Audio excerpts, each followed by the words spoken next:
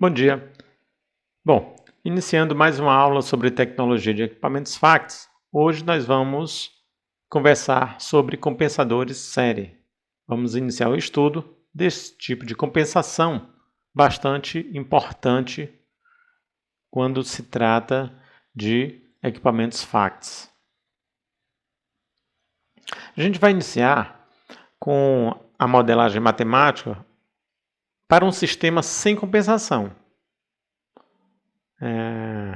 Esse tema ele é fundamental, a boa compreensão de toda essa dinâmica de como ocorre a transmissão de energia em um sistema sem compensação é fundamental para se entender adequadamente os conceitos da compensação série, que serão abordados a posteriori.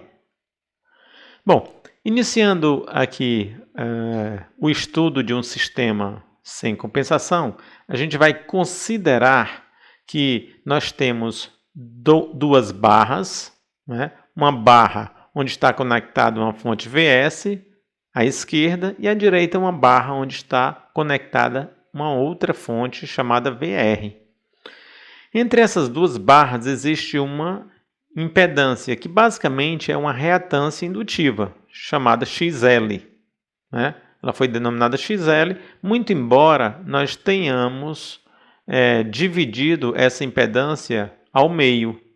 Então, à esquerda nós temos a primeira metade, XL sobre 2, e à direita nós temos a outra metade, também JXL sobre 2, em se tratando de um fasor. Bom, e já são bem conhecidas essas equações, né, da potência reativa vista ou na barra S, ou a potência reativa na barra R, ou ainda a potência ativa, certo? Desse sistema de transmissão de energia. Então, o fluxo, certo, de corrente ele se dá da esquerda para a direita, como vocês estão vendo, e esse equacionamento é bem conhecido nosso.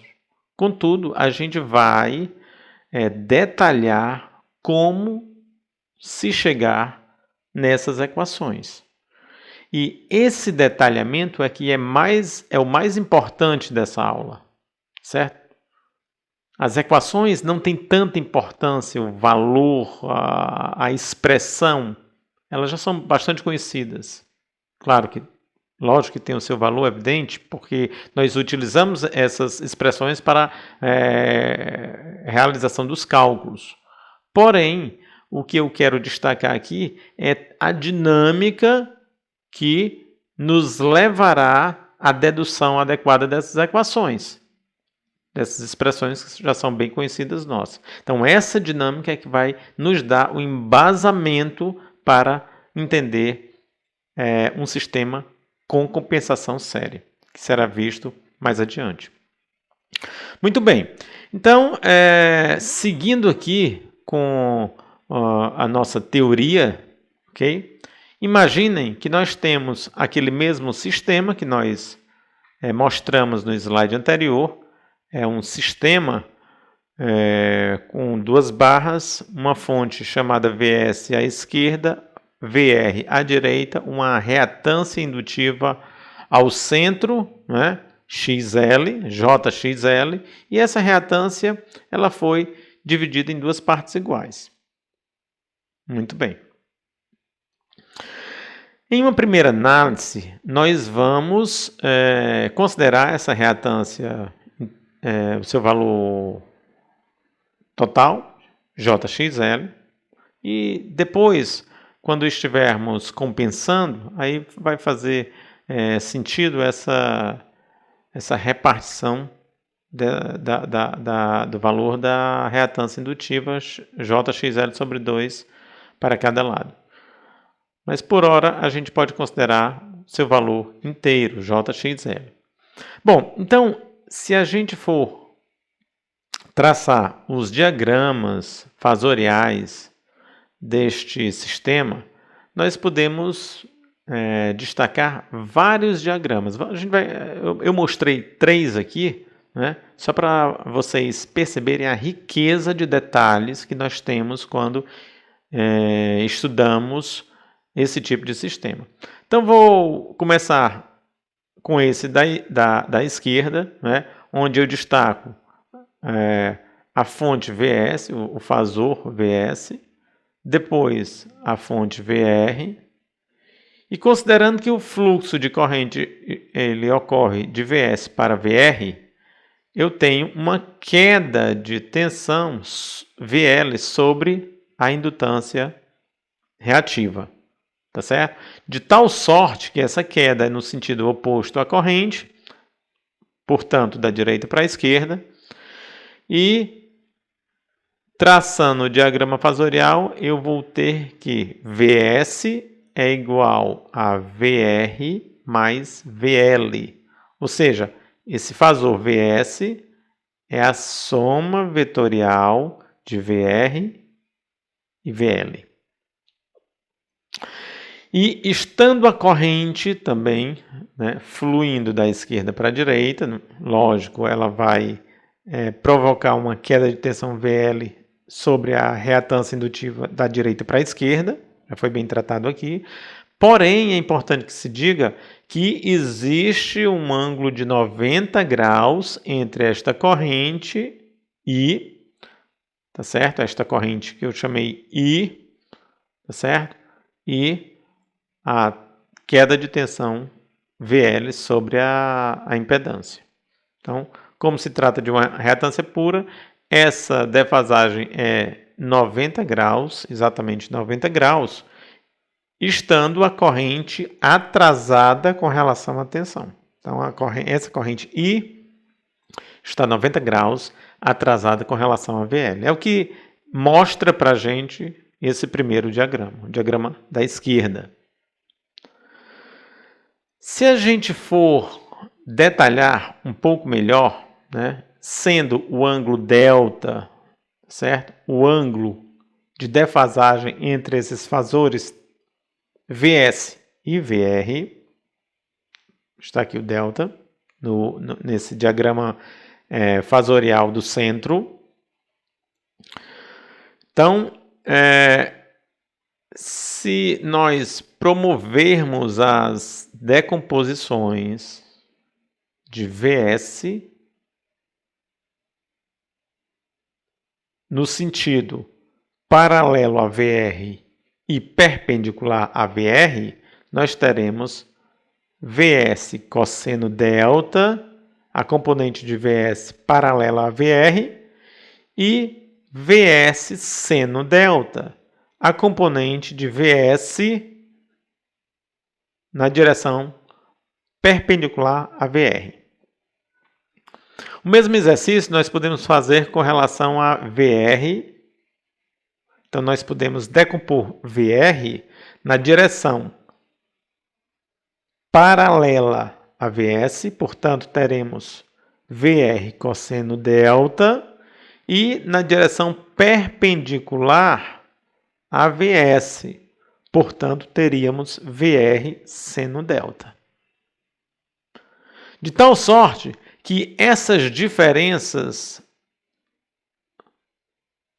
na direção de VS e na direção de VR, nós também podemos determinar. Então, essa diferença fasorial entre os vetores na direção VS seria VS menos VR cosseno delta, e a diferença fasorial entre os vetores ou fasores na direção de VR seria VR menos VS cosseno delta. Estão destacadas também nesse gráfico.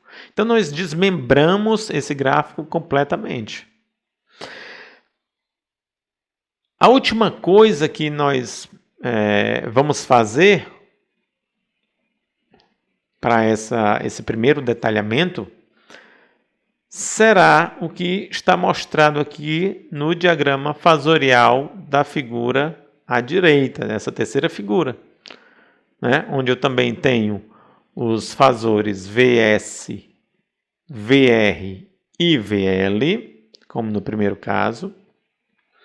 Porém, eu vou tomar a corrente que flui de VS para VR, certo?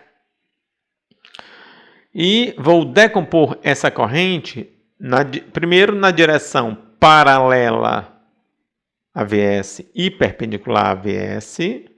Portanto, essa corrente na direção paralela a VS seria a componente ativa dessa corrente provocada pela tensão pela fonte VS. E a corrente I perpendicular à direção VS seria a corrente reativa, também provocada, a componente da corrente, né? A componente da corrente na direção de 90 graus com relação ao VS seria a componente reativa desta corrente I, também provocada pela fonte VS.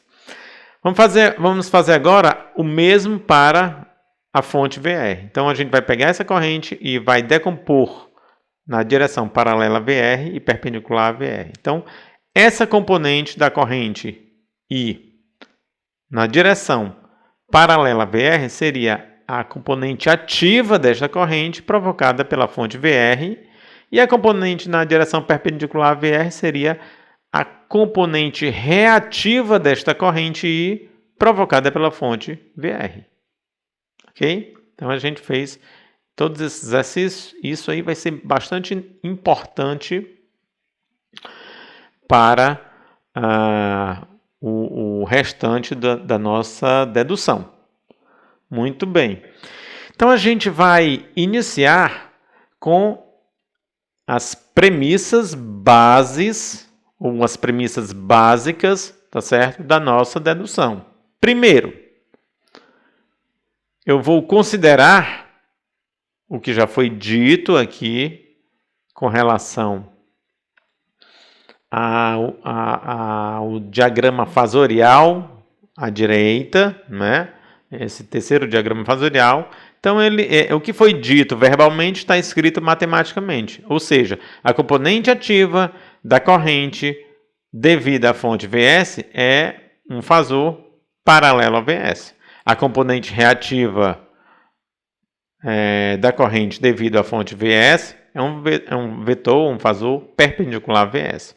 Da mesma maneira, a componente ativa da corrente, desta mesma corrente, provocada pela fonte VR, é um fasor de corrente paralelo a VR. E a componente da corrente reativa provocada pela fonte VR é um fasor de corrente perpendicular ao fasor VR. Essa é a primeira premissa que nós vamos levar em consideração, sempre. E nós nunca podemos esquecer que a corrente, o fasor corrente,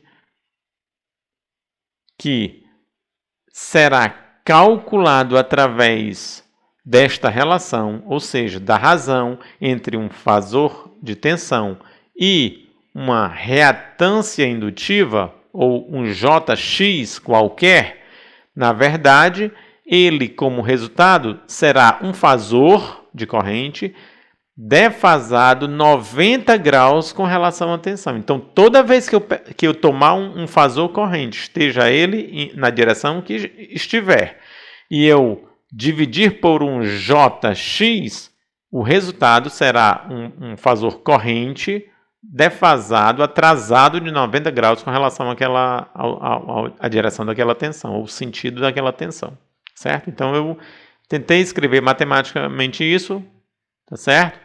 Claro que aqui, para ficar o mais correto possível, esse ângulo teria que ser 90 graus, tá? Mas é isso aí, eu estou levando em consideração que vocês já sabem, isso aí está no sangue.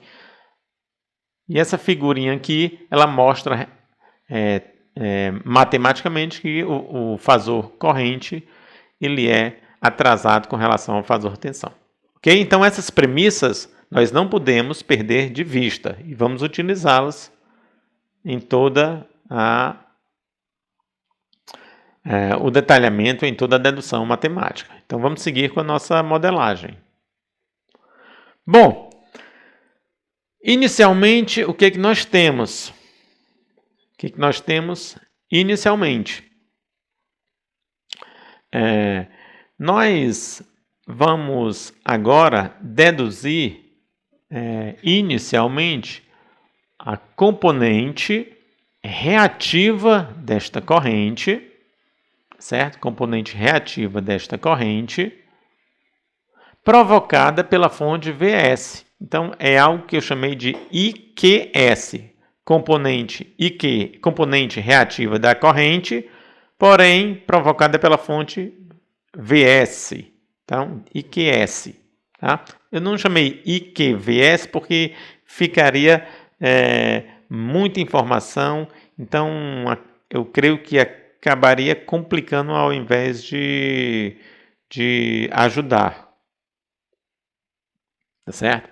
Então, nós vamos fazer essa dedução. Então, olha só, eu vou me basear, tomar como referência o fasor Vs, uma vez que essa componente da corrente é provocada por essa tensão, tá? Só que eu quero a componente IQS, ou seja, essa componente eu já sei, por ela se tratar de uma componente de corrente reativa, ela, no final das contas, ela tem que ser um fasor 90 graus atrasado com relação a Vs. Fim de papo, tá certo? Então é isso que nós temos. Olha só, então o que eu vou fazer? Eu vou tomar o VL, ele estaria aqui, e vou fazer inicialmente,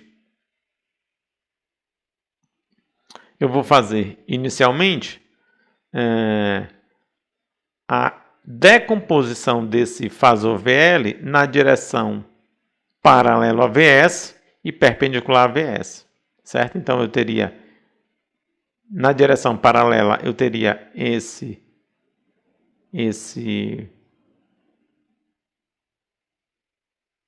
fasor aqui, essa componente, e na direção perpendicular teria este outro. Eles estão desenhados aqui, certo? Na figura ao centro.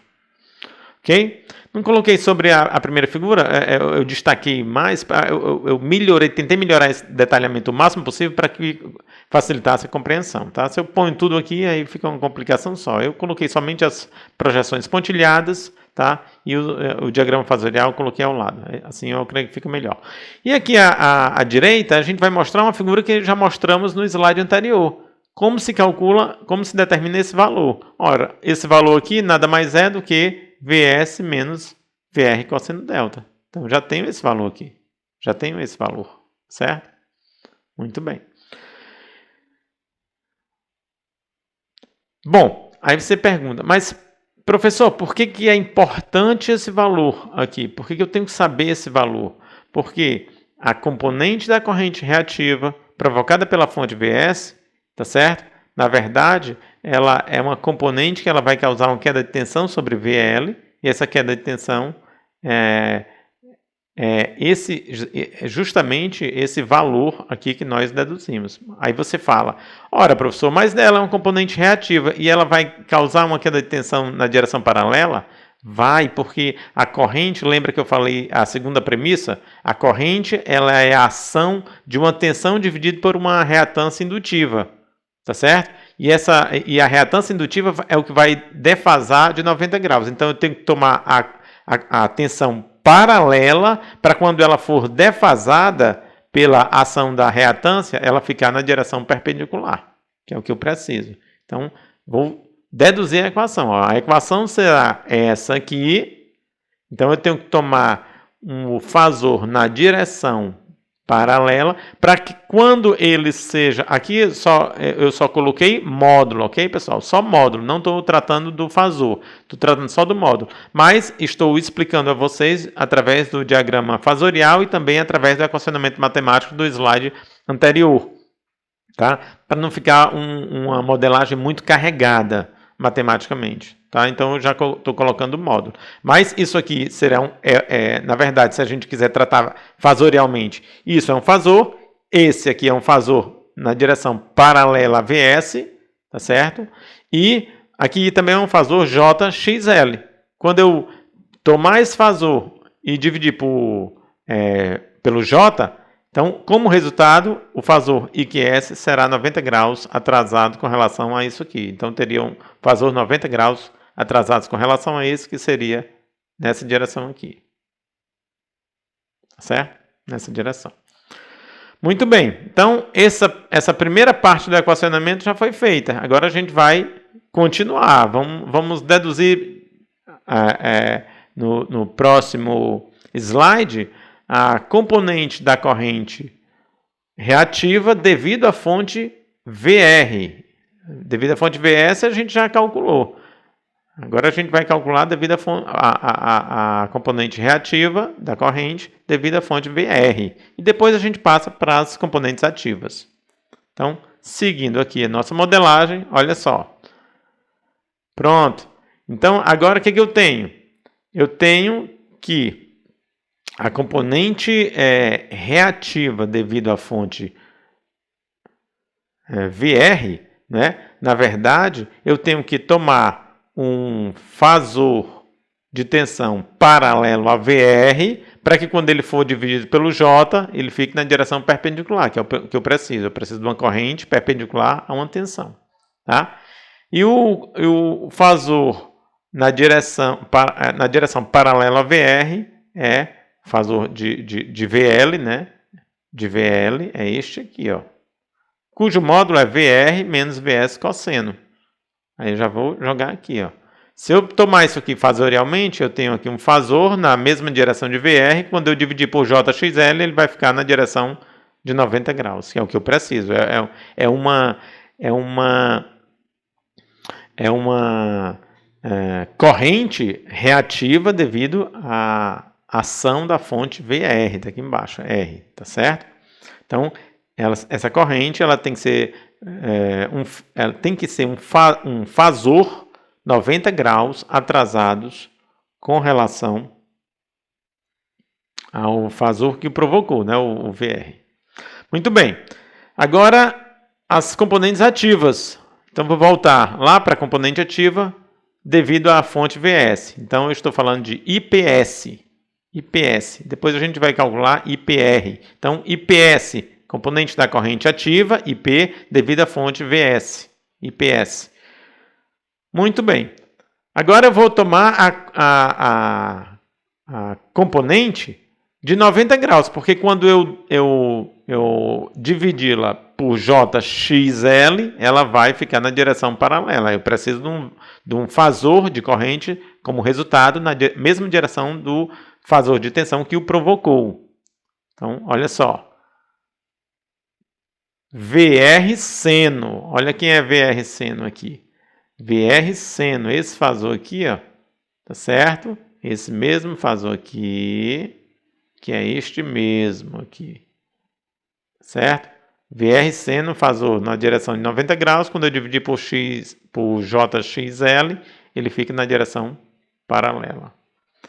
E a componente, finalmente, a componente da corrente ativa devido à fonte VR, IPR.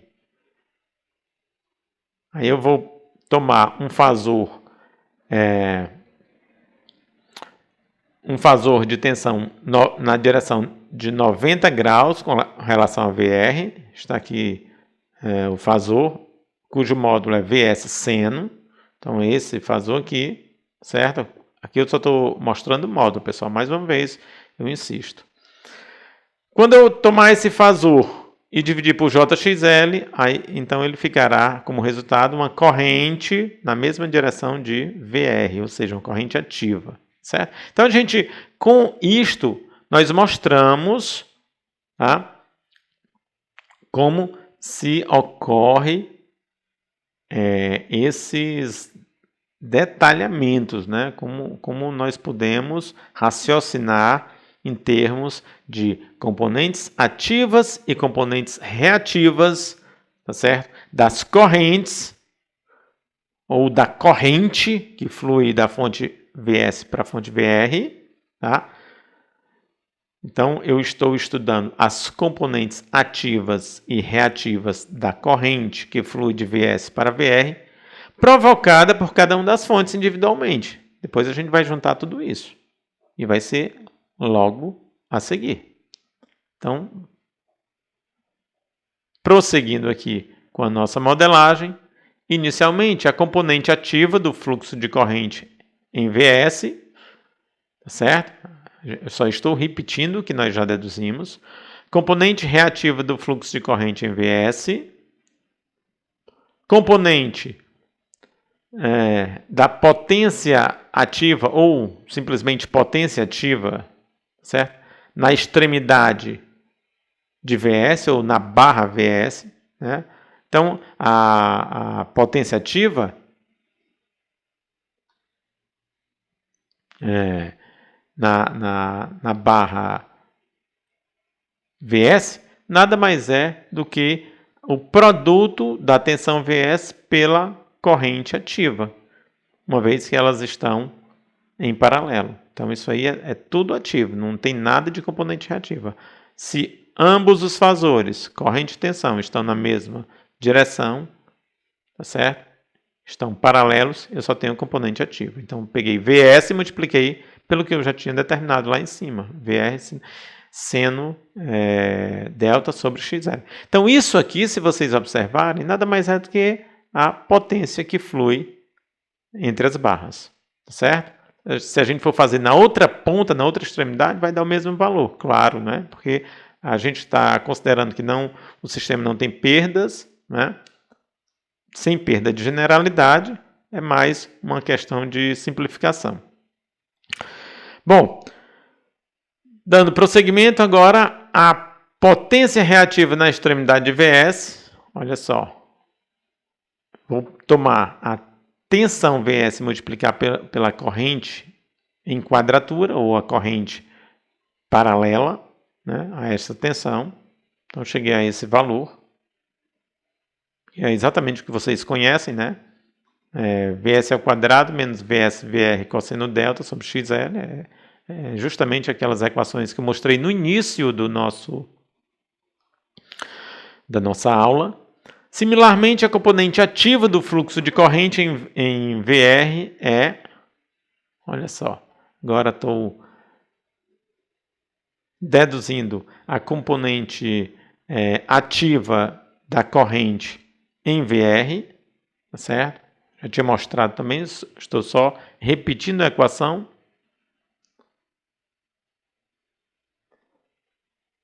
Lá nos slides iniciais, a equação 9 aparece como a equação 4, tá certo? Então, a componente reativa do fluxo,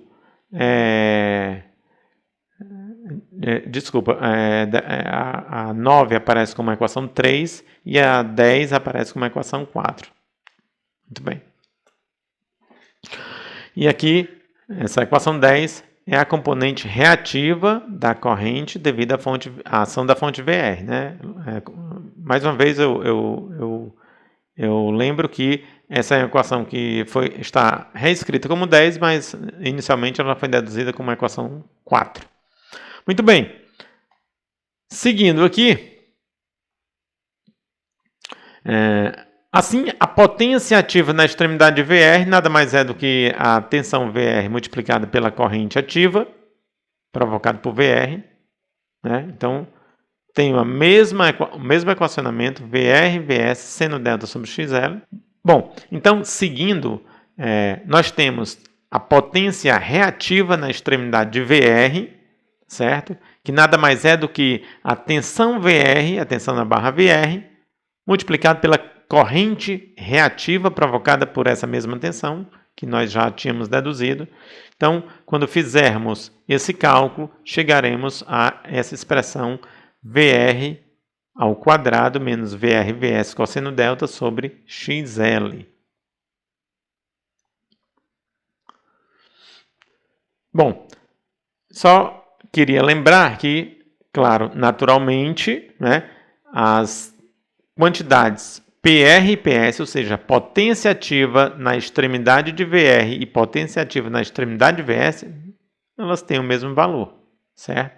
Esse valor que nós calculamos ainda há pouco. Portanto, né, só para fechar essa nossa primeira parte, né, da aula de compensadores série, nós voltamos para aquele slide inicial onde existe a síntese de todas as potências envolvidas. Potência reativa na barra S, potência reativa na barra R e as potências ativas tanto na barra S quanto na barra R que têm o mesmo valor. Lembrando que se eu tenho valores iguais para os módulos das tensões das barras VS e VR, as potências reativas também terão o mesmo valor, ok? Mas essa equação que eu estou mostrando para vocês é uma equação mais genérica. Muito bem, então era isso que eu queria mostrar nessa primeira aula e a gente vai seguir com as próximas aulas. Espero que vocês aproveitem. Até a próxima, pessoal.